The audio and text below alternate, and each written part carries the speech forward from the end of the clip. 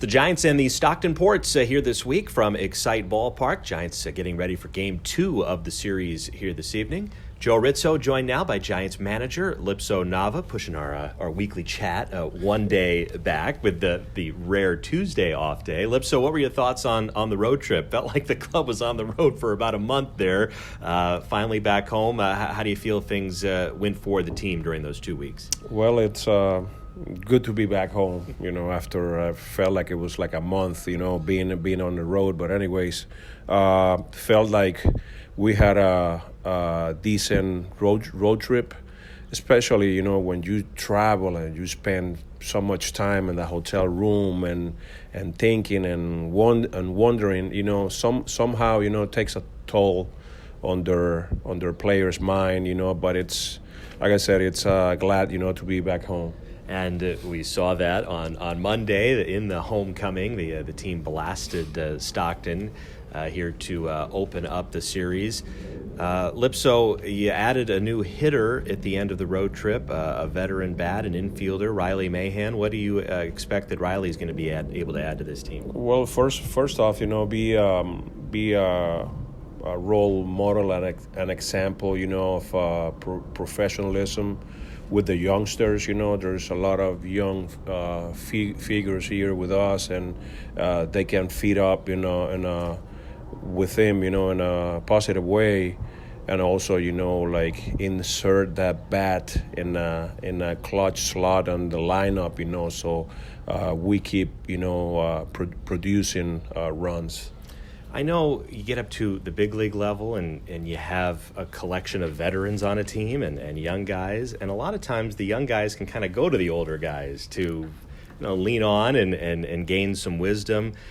Does that kind of thing really even happen yet at this level because everyone is still so young? Do you feel like they have to lean more maybe on the coaching staff right now because guys are so early in their careers? I think, during the course of the season, and we already know it's a long one, I would say they get used to listen to the same voice, so they need to explore, a little bit more and find these veteran figures, and get some wisdom, from them.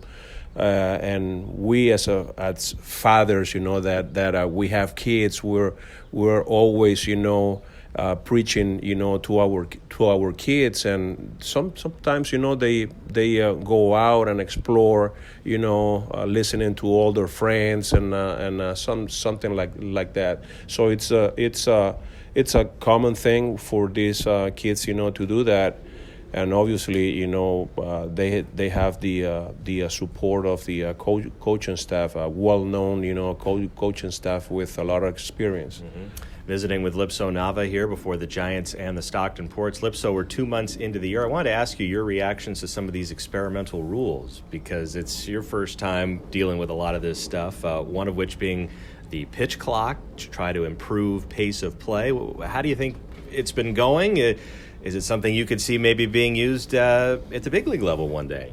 I think it's good in a way, having played these games, in a good pace, per se, and also, keeping guys, really active. Is not the same when you play 2.5 hours, in a game, and then before these rules, play like 4 hour games, and it takes a toll on the body of the players. But not against it, but I think there is more, to get better with them. Mm-hmm. And it kind of goes hand in hand with the pickoff rule where you're only allowed to disengage from the rubber twice per plate appearance. Does that kind of change how you approach things with regard to strategy? And you have to pick and choose when you call that pick play, right? I mean, it changes everything, like we had a play that it's a hold until the batter, calls time. You can't do that now because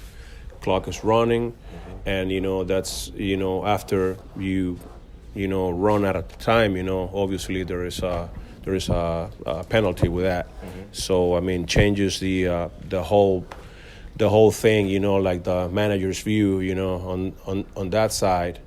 That's when I think things can be thought up, in a better way, not affecting the strategy of a game. Mm-hmm. Well, you got the bigger bases as well. How about the rule where you're not allowed to shift? That's new this year.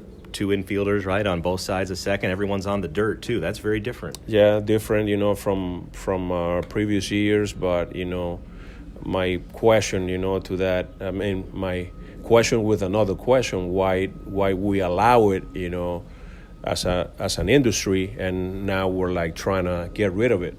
So I mean, if MLB, and I'm obviously doing positive criticism, shouldn't allow that shift before and trying to get rid of it few years after. Yeah, it's fascinating, and everyone's kind of trying to figure it all out here, and part of the experiments in minor league baseball. All right, Lipso, last question. I would ask you about the other night in Modesto. Vaughn Brown came up, and he needed a home run for the cycle, and I just kind of assumed he would get it because he hits a home run almost every day. Now, he didn't. Still had a great day. But it got me thinking about the last time we saw somebody hit for the cycle in San Jose. And you were the manager back then in 2018. Not one, but 2. Jalen Miller, Gio Brusa did it the same night in Lancaster. It's something that's never been done in a major league game. We don't know how many times it's been done in the minors, but it was a historic event. What do you remember about that night 4 days later? I remember not knowing about that. I was on the field, I believe the score was really, we were winning by a lot.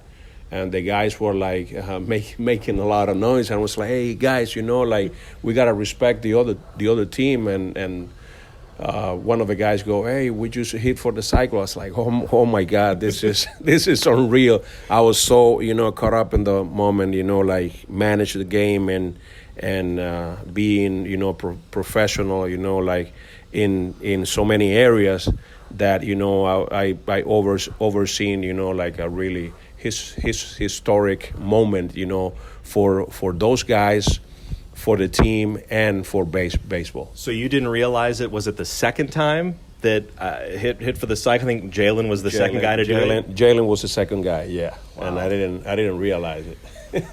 It was amazing, and it's fun to look back on that historic night. Lipso, appreciate the time. Good luck this week. Always a pleasure, man. Thank you. All right, that's Giants manager Lipso Nava. Giants and the Stockton Ports coming up next.